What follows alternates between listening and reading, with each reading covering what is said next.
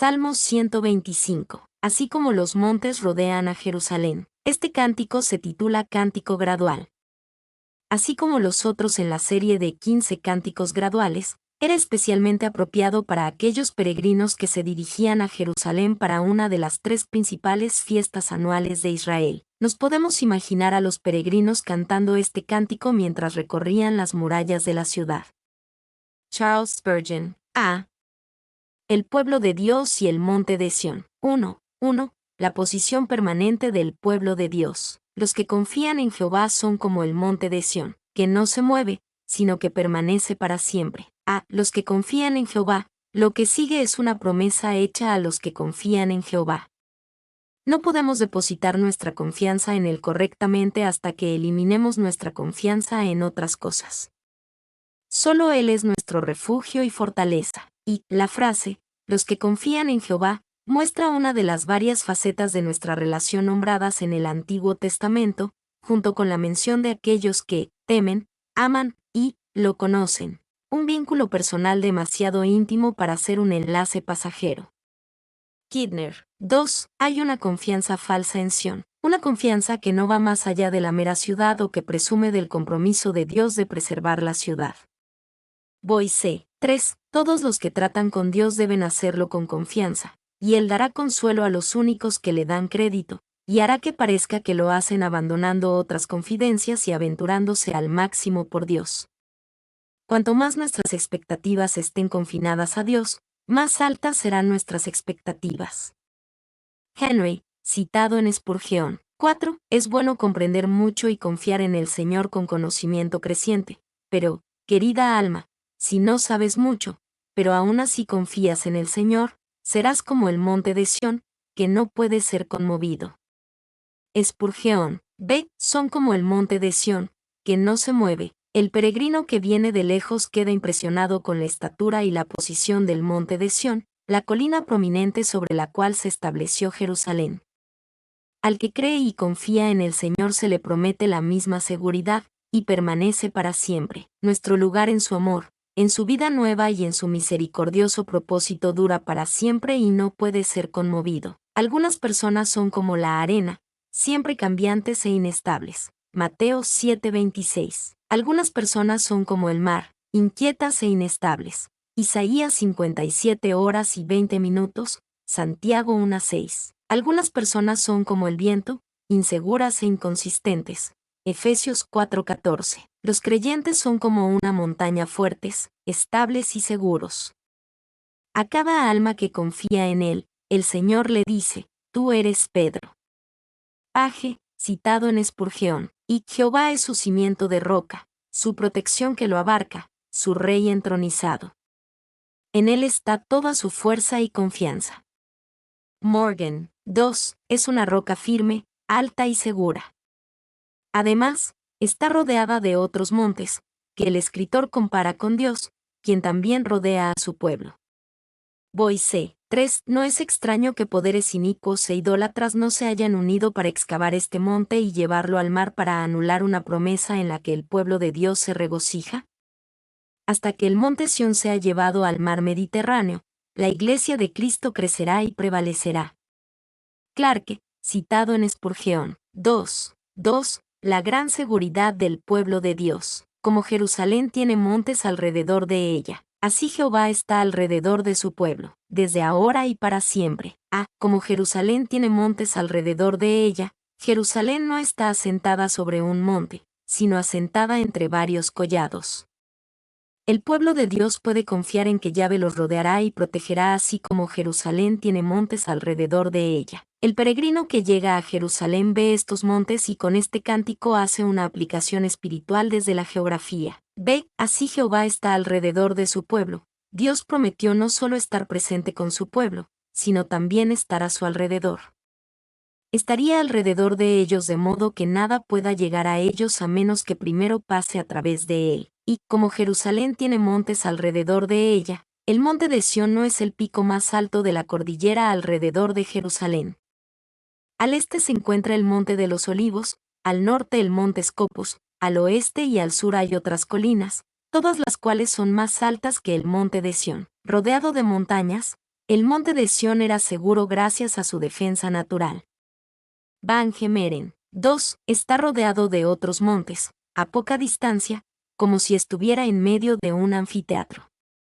Clarke. 3. Las montañas alrededor de la ciudad santa, aunque no forman un muro circular, están, sin embargo, colocadas como centinelas para proteger sus puertas. Dios no encierra a su pueblo dentro de murallas y baluartes, haciendo de su ciudad una prisión, pero así ordena los arreglos de su providencia, para que sus santos estén tan seguros como si vivieran detrás de las fortificaciones más fuertes. Spurgeon. 4. Es una hermosa concepción.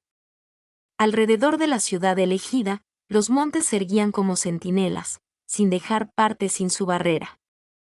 Así Dios nos rodea, y esto nos permite comprender cómo sus permisos pueden convertirse en sus designios. Los asaltos de nuestros enemigos son al menos permitidos por Dios, y sus permisos son sus designios. Meyer, V. Su pueblo. Aquí se nos enseña que el pueblo del Señor son aquellos que confían en Él, porque así se describen en los primeros versículos. Spurgeon. D. Desde ahora y para siempre. Esta promesa permanece para el pueblo de Dios aquellos que confían en Él. Versículo 1. La protección circundante de Dios estará con los creyentes para siempre, incluso como Jesús prometió su presencia a su pueblo hasta el fin de los tiempos. Mateo 28 horas y 20 minutos. Y tengan en cuenta que no se dice que el poder o la sabiduría de Jehová defiendan a los creyentes, sino que Él mismo los rodea. Tienen su personalidad como protección, su deidad como guardia. Spurgeon. 2. Nunca debemos separar el versículo 1 del versículo 2. La promesa del versículo 2 tiene la condición de confianza en el versículo 1. En los días en que esta gente fracasó en la fe, los montes circundantes no pudieron asegurar la seguridad de Sión. Fue superada y pisoteada. Morgan, B. Justicia entre el pueblo de Dios. 1. 3. Justicia en la tierra, porque no reposará la vara de la impiedad sobre la heredad de los justos. No sea que extiendan los justos sus manos a la iniquidad. Porque no reposará la vara de la impiedad sobre la heredad de los justos. Esta era la protección que Dios prometió a su pueblo que confiaba en Él. En la historia de Israel, esa vara de la impiedad solo descansaba sobre la tierra cuando el pueblo de Dios era obstinadamente injusto y no confiaba en Él. Y, vara de la impiedad. Esto puede apuntar o no a la dominación extranjera. Los paganos no tienen el monopolio del pecado. Kidner. 2. Vara. Aquí puede tomarse para persecución o para gobernar, y luego se puede interpretar así. No se permitirá a los malvados perseguir siempre, ni tener un gobierno permanente. Clarke. 3. Independientemente de cuán malos fueran los tiempos, sabían que el Señor había prometido nunca permitir que los inicuos prevalecieran sobre los justos. Van Gemeren. 4. Los peregrinos en su viaje a Jerusalén verían gran parte de la tierra asignada a los justos mientras viajaban. Podrían reflexionar correctamente sobre esta promesa y determinar que ellos serían esos que confiaban en Dios. Ellos eran los justos que habían recibido la asignación de la tierra de Dios. B. No sea que extiendan los justos sus manos a la iniquidad.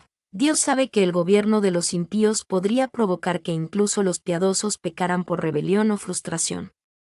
Esta es una de las razones por las que Dios prometió no permitir que los malvados gobernaran sobre la heredad de los justos. Y se necesita sabiduría divina para determinar cuánto tiempo debe durar una prueba para que pueda probar la fe para fortalecerla, no para confundirla y precipitar así a las almas débiles al pecado.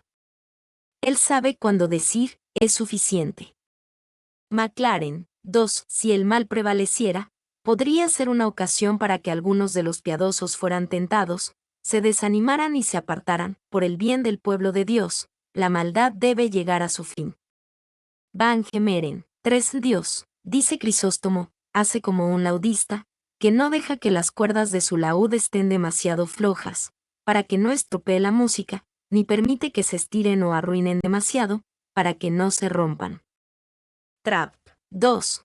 4 a 5. Justicia en el corazón. Haz bien, oh Jehová, a los buenos, y a los que son rectos en su corazón, más a los que se apartan tras sus perversidades. Jehová los llevará con los que hacen iniquidad. Paz sea sobre Israel.